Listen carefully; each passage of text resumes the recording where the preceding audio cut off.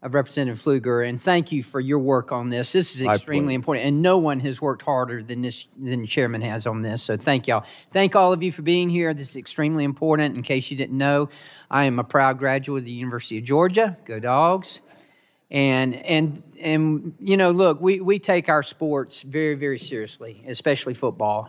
But all of them. When I was a student at the University of Georgia, it was, you know, I enjoyed the other sports. I enjoyed tennis. I got to see John McEnroe play when he was at Stanford. He played in Athens. I mean, just the experience of, and I can only imagine being a student athlete. Unfortunately, not only was I short, I was also slow, so it didn't work out for me. But nevertheless, it's just a great experience, and we want that to stay, and that's why we're working so hard on this.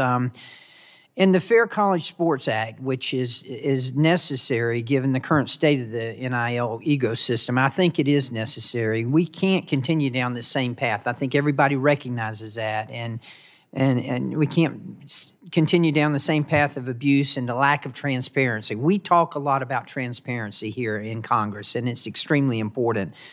According to my reading of the bill, Mr. Chairman, there are three possible ways a student-athlete could get crosswise with the NCAA. Number one, failure to disclose the student-athlete had signed with an agent. Or number two, a failure to disclose that the student-athlete had signed an NIL agreement. Or thirdly, a failure to disclose on a quarterly basis the receipt of covered compensation like cash. So, extremely important that we address those things and make sure that this is not going to happen. There are opportunities and guardrails that can enable student-athletes to better take advantage of their NIL while facilitating more competitive sports. I'll start with you, Ms. Page. Let me ask you, the NCAA recently adopted many similar requirements such as transparency as part of the recent NIL working group. Why do you think transparency is important in NIL? Thank you so much for your question. I think transparency is incredibly important in NIL. I've heard President Baker say this a ton of times. We have no idea what the numbers are. So speaking from a personal standpoint, if I were to want to enter into a deal with a company, and once again, kind of going back to what I said before about having to seek out rather than being sought out, I would like to know what another Big South volleyball player is going to make for that deal, and being able to compare and have my own value and be able to negotiate. So I think it's incredibly important since we don't actually know what the numbers are. Great.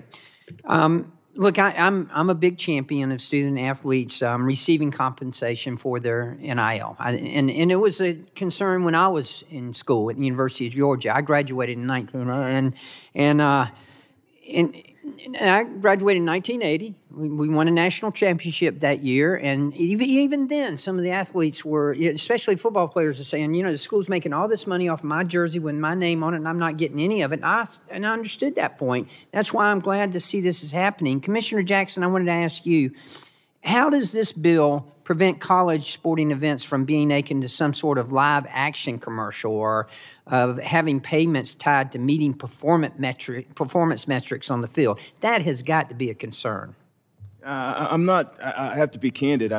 Maybe an example, I'm not really sure I follow. Well, say somebody has a bad game.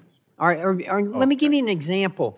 What about we played Florida State in the Orange Bowl, and a lot of the athletes didn't even play in that game. I mean, what if, are we going to get to the point where we're requiring them, you got to play in every game, whether you want to or not? Or are there going to be any, how do we prevent something like that from happening? Again, I'm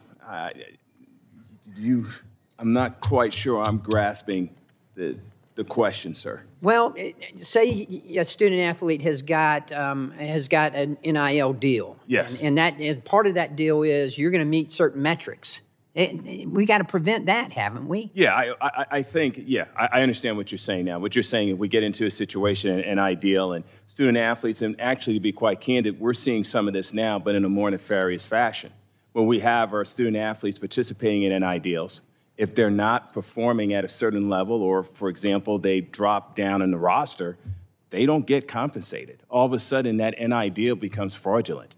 So what you're suggesting, and I apologize it took me so long to grasp I'm sorry. Is very much a danger, because as much as we have good actors and good outcomes, as we're seeing here with Mr. Griffin, we also have bad actors and bad outcomes. Well, what we don't want to happen is pay for play. I mean, right. and that's, I think, what one of our biggest challenges is not to have that. And I want to make sure that we're putting into effect in this bill what we need to in order to prevent that from happening.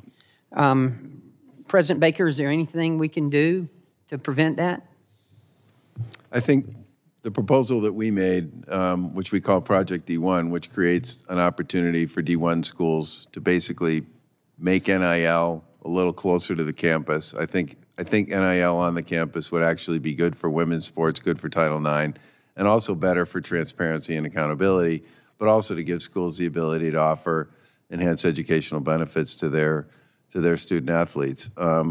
Look, at the end of the day, the most important thing we need for all of this is the stuff that you talked about that was in our bylaw changes around transparency and accountability for students and for those who work with them. And the one thing that would really make that stick would be support from this government so that we can implement those policies and don't end up in court fighting over whether or not we should have policies that make the system more accountable and transparent.